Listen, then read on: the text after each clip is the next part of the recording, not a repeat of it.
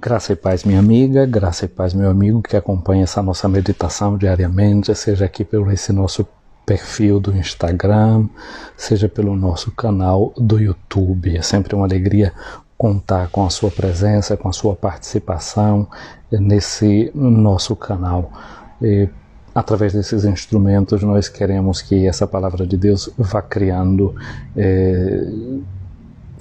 terreno na nossa existência, vá ganhando espaço na nossa vida e a gente possa deixar a vida realmente com esse sabor do Evangelho de nosso Senhor Jesus Cristo.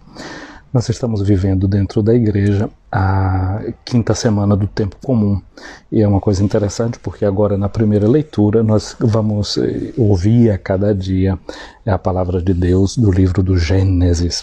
E normalmente eu não faço muito comentário sobre a primeira leitura, a gente normalmente foca no texto do Evangelho, uma vez por outra a gente faz uma referência. Então eu gostaria de dizer esse dado, não é? Que a gente começa essa semana a ler o livro do Gênesis. Gênesis é uma palavra que significa princípio, origem, e o Evangelho de Marcos também começa com essa expressão, né, que é o princípio do Evangelho de nosso Senhor Jesus Cristo. Então, na leitura do livro do Gênesis, a gente vê essa mão de Deus que vai tudo criando na força da sua palavra, não é? E hoje a leitura vai até essa criação do quarto dia. É interessante porque o quarto dia é aquele dia que Deus cria os grandes luminares do Sol e da Lua, não é, como astros que marcam o tempo. E é interessante porque diz também que serve para marcar as festas. E você nota uma coisa, não é, que a igreja, por exemplo, quando começa a se preparar para a grande festa, que é a festa da Páscoa, normalmente começa num dia de quarta-feira. E tem uma marca muito interessante, é porque o calendário da igreja, essas são festas móveis. A quaresma vai sempre mudar a data de começar. Mas às vezes pode começar em fevereiro, março, a Páscoa pode cair em março, pode cair em abril, mas tem um detalhe, a lua nunca vai mudar. Eu aprendi pequenininho com a minha mãe um ditado que os mais velhos dizem, que é assim: não existe cinza sem nova, nem Páscoa sem cheia. Justamente porque o calendário era um calendário lunar, então você vê que a lua não muda. Pode olhar no calendário, as cinzas vão estar ali na lua nova, a Páscoa vai estar numa lua cheia, na lua cheia da primavera aqui no hemisfério norte. Mas então chamo essa atenção para esse dado, né, dessa leitura que vai até ali, e quando você entrar na quarta-feira de cinza, seguramente você vai se lembrar desse fato, desse comentário pequeno que eu faço aqui agora. Mas eu gostaria então de ligar o Evangelho de ontem com essa semana que nós estamos vivendo e com o Evangelho de ontem. Ontem nós vimos Jesus em uma cena de cura de uma mulher que estava doente, era a sogra de Pedro, e eu disse a você na meditação de ontem que a sogra de Pedro, ela é uma espécie ali naquela cena, ela é uma espécie de parábola, ela é um símbolo, ela é símbolo de toda a igreja, da igreja que é curada por Jesus, e quando Jesus agarra aquela mulher pelas mãos e a põe de pé, esse verbo que é usado para dizer geiro, que é para dizer que ficou de pé, é um verbo que serve também para falar de ressurreição. Então a igreja é a comunidade das ressuscitadas e dos ressuscitados, que o Senhor põe de pé para servir. Então essa é uma luz que é projetada nessa semana, e hoje a gente continua a ver Jesus num exercício de cura de muitas pessoas. Isso já vai nos preparando para uma celebração que acontece no próximo dia 11, que é a jornada o mundial dos enfermos. É o dia de Nossa Senhora de Lourdes, e a igreja então lembra de todos os que padecem, de todos os que sofrem, e é um convite para todos nós para vivermos também as nossas dificuldades, as nossas dores, numa perspectiva de quem faz oferta. Não sei se você conhece o ato de oferecimento, né, do apostolado da oração. É interessante que a gente lá diz: ofereço-vos, ó meu Deus, em união com o Santíssimo Coração de Jesus, por meio do coração imaculado de Maria, as orações, obras, sofrimentos e alegrias deste dia, em reparação das nossas ofensas e por todas as intenções pelas quais o mesmo Divino Coração está continuamente intercedendo e sacrificando-se sobre os nossos altares. Eu sei que a fórmula nova é um pouquinho diferente, mas eu carrego na minha memória essa que eu aprendi ainda como menino, e é a que eu rezo todos os dias, é a fórmula de oferecimento do dia que eu faço. Saber oferecer a Jesus também pequenos sofrimentos, pequenos dissabores, naquela perspectiva do que diz São Paulo. A gente vai continuando também na carne da gente, já que a gente é a igreja de Cristo, a gente vai continuando também o padecimento de Cristo e purificando dentro de nós as dores que cada um tem, e faz disso uma oferta. Mas lembrando que se a gente põe alguma coisa na mão de Jesus, Jesus transforma aquilo que a gente dá em algo muito melhor. Olha a lógica da Eucaristia. A gente põe um pouco de pão sobre o altar, a gente põe um pouco de vinho. Deus não precisa nem de pão nem de vinho da gente, mas Ele recebe a oferta que a gente faz, santifica por meio do Espírito Santo e nos redá transformada no corpo e no sangue do seu amadíssimo Filho, o Senhor nosso Jesus Cristo. Portanto, essa perspectiva da oferta para nós, então, entrar nessa lógica de como igreja acolher as dores, os sofrimentos de cada dia, sabendo que a gente pode superar esses momentos com a graça de Deus, tudo isso é transformado. Mas o Evangelho de hoje nos faz ver uma coisa muito interessante, que é o fato de que Jesus diz-nos, o Evangelho de Marcos, no capítulo 6, versículos de 53 a 56, que ele com seus discípulos terminaram de atravessar o lago e chegaram a Genezaré. Ali eles amarraram os barcos. Faz esse exercício. Santo Inácio de Loyola nos ensina a, quando a gente for ler o Evangelho, a gente fazer a composição da cena. Lê o Evangelho, depois que você lê o texto do Evangelho, você imagina a cena. E se for possível, você entra na cena também. Vê o lago, não é? Vê os barcos por ali, vendo Jesus descer do barco com os discípulos, amarrando esse barco, vendo as mãos de Jesus que amarram o barco, aquela mesma mão que a gente viu na cena de ontem tocar na mão daquela mulher. A barca é um símbolo da igreja. Então, se a igreja não estiver ancorada, amarrada em Jesus, pode ser que a corrente leve para algum lado, o vento empurra para um outro, mas se a gente estiver ali agarrado nessa barca, amarrada como discípulas e discípulos de Jesus, não vão chegar as marolas, o barquinho vai andar de um lado para o outro, mas vai ficar ali, no lugar. E Jesus vai encontrar sempre esse barco quando ele precisar fazer novas travessias. Então entra nessa cena meditando, vendo que Jesus desce da barca. Aí tem uma nota que é muito interessante, é que as pessoas logo os reconheceram. Por que será que reconheceram Jesus? Reconheceram pelas vestes? Reconheceram pela voz que conseguiram ouvir? Entra nessa cena e tenta imaginar por que é que eles reconheceram Jesus. Aí eu penso nos discípulos de Emaús também, que naquela noite do dia da ressurreição de Jesus, eles reconheceram Jesus também. E por que foi que reconheceram? Diz o texto, reconheceram Jesus quando ele repartiu o pão, quando ele partiu o pão. Existem gestos na vida de Jesus que ajudam a gente a identificá-lo. Quais são os gestos que você acha que entrou nessa cena de hoje e ajuda-nos a identificar Jesus e os seus discípulos? Os discípulos também foram identificados. Você é discípulo de Jesus. Então, o que é que pode ajudar você a ser identificado como uma discípula e um discípulo de Jesus? Que diz que o pessoal ali da redondeza da região, porque é interessante, porque esse ali é um lago, né? Ele é redondo, então quem vivia ali na redondeza, em volta daquele lago, começou a vir acorrendo para Jesus e começaram a trazer nas camazinhas ali os doentes e onde quer que Jesus ouvissem falar que Jesus se encontrasse. Saíam carregando os discípulos nas macas. Interessante. E quando eu era pequeno, lá em casa, a coisa era um bocadinho difícil, a gente dormia numa camazinha, não sei se vocês já ouviram falar, já viram, chamada cama de campanha. A cama de campanha era uma camazinha que pregava, assim, ela vira, faltava casa pequena, espaço, muita gente dentro, pegava aquela cama, de manhã, quando terminava de dormir, fechava a cama. Ela tinha umas perninhas que eram também dobráveis, era uma cama de ferro, um colchão vagabundo, mas era melhor do que um colchão de palha, viu?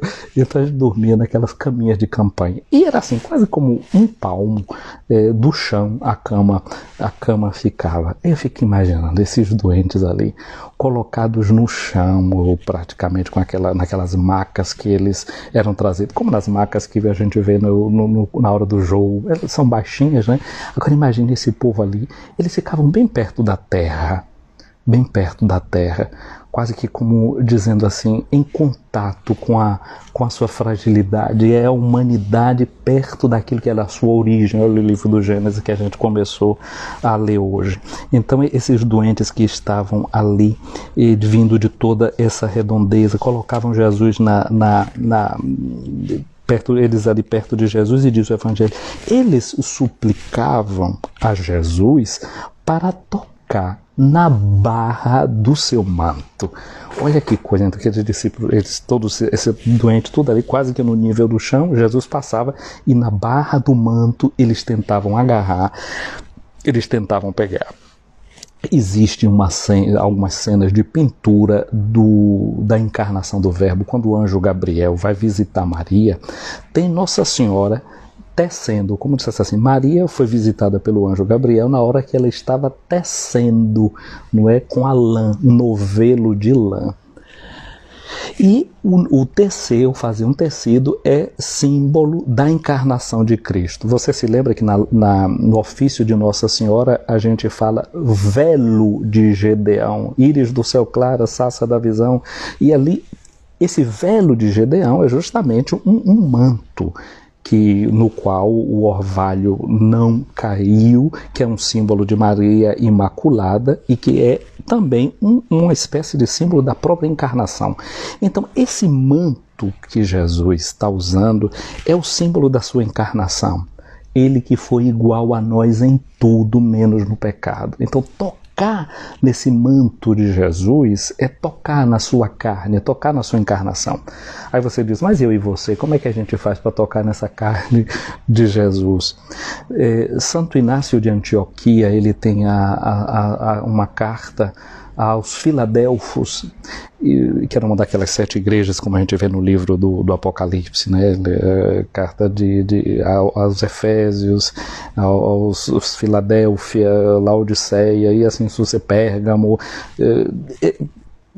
Ali na carta aos Filadélfios, Santo Inácio de Antioquia, que foi martirizado aqui em Roma no 2º século, ele diz assim, eu me apego, me escondo na carne de Cristo, que é o Evangelho. Olha aí para mim e para você hoje, foi a carne de Cristo. A carne de Cristo é essa aqui, é o Evangelho. A carne de Cristo são as Sagradas Escrituras. Então a gente pode tocar nessa encarnação de Cristo, na medida em que a gente ouve a palavra de Deus, que a gente lê a palavra de Deus e se deixa tocar por essa palavra. E toca nessa palavra. Eu gosto muito da materialidade de um livrozinho, né? Bom, acho bom que a gente use esses meios tecnológicos aí, mas o fato de pegar a folha do Evangelho, passar de um lado para outro, sentir o barulho, sentir o cheiro do papel, não é? Esse tocar o livro, esse estar com o livro na mão. Interessante que o padre, depois que ele lê o Evangelho, você já nota o que é que ele faz, né? Ele vai lá e beija o livro do Evangelho. Sabe que nessa hora ele faz uma oração, né? Ele fala em segredo, que são chamadas secreta, oração que você diz em silêncio, e ele diz, pelas palavras do Santo Evangelho, o Senhor perdoe os nossos pecados. Eu vejo que muito padre também diz isso hoje em dia em voz alta, não é previsto pela liturgia, não penso que ninguém esteja cometendo nenhum pecado, se faz saber o que é que se diz nessa hora, mas interessante aquele beijo não é, os lábios do sacerdote, é como que se ele estivesse agora encostando no corpo, na carne de Cristo, que são esses evangelhos. Então eu dizia, né, que a encarnação é representada nesse manto de Jesus, mas ao mesmo tempo o manto de Jesus é o símbolo da igreja e da unidade da igreja, sobretudo quando a gente lê na hora da crucifixão de Jesus, que jogam sorte para a túnica e para o manto que não foi rasgado, né? A túnica dividida em 4 partes e o manto que permanece ali unidos, é o símbolo da unidade da igreja. Então, com essa imagem a gente poderia dizer que esse manto no qual a gente toca é também a igreja na sua unidade, no seu cuidado por uma pastoral dos enfermos, pela pastoral da criança, pela pastoral do idoso, por toda a forma de pastoral que tem atenção com a vida das pessoas e encarna na vida da igreja aquilo que Jesus diz no Evangelho de João, no capítulo 10, versículo 10, eu vim para que todos tenham vida e a tenham em abundância. Então hoje a gente pede a Jesus essa graça de poder tocar no seu manto, de poder tocar no seu evangelho, de poder tocar na sua palavra, de tocar na sua igreja. Mas tem uma coisa que é mais interessante, não apenas tocar nessa igreja, mas ser essa igreja que toca nas pessoas que têm a necessidade.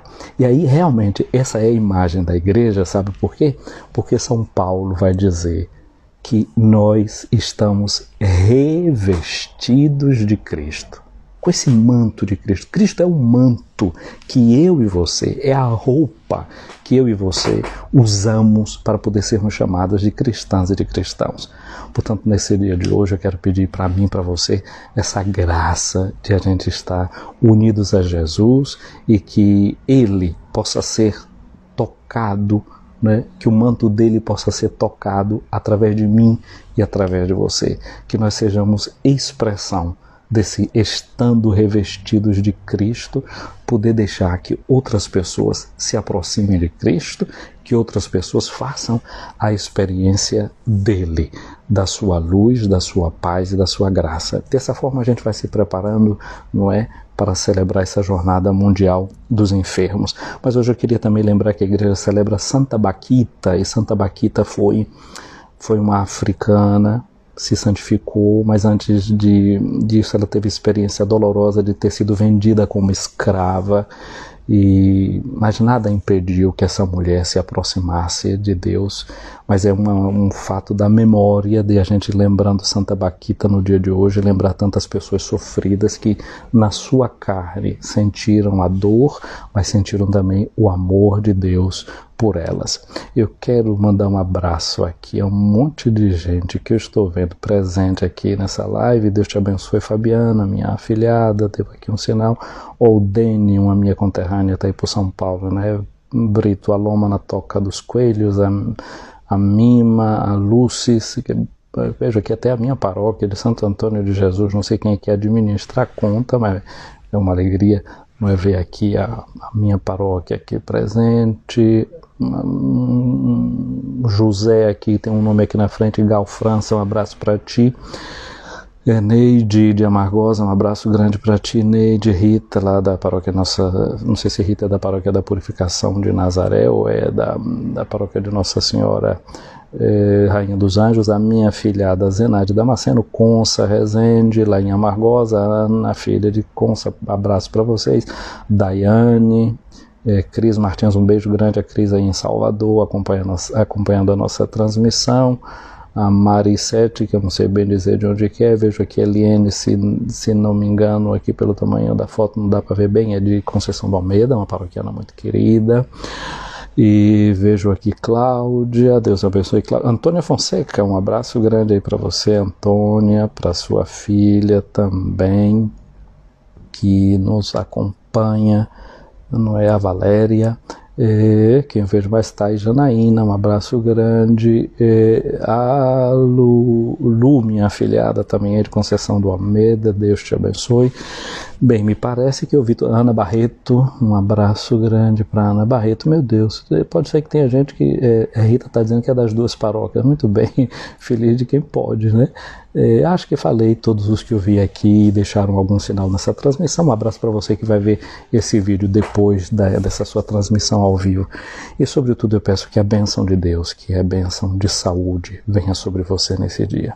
Que você também possa tocar nessa orla do manto de Jesus e se deixe tocar por ele, né? Dessa energia, dessa força que saía dele, que seja uma força que cura a nossa vida, que reintegra a nossa vida, reintegra a nossa existência. Venha sobre você, minha amiga, meu amigo, a bênção de Deus Todo-Poderoso, o Pai, o Filho e o Espírito Santo. Amém. Um dia abençoado para você e uma boa semana.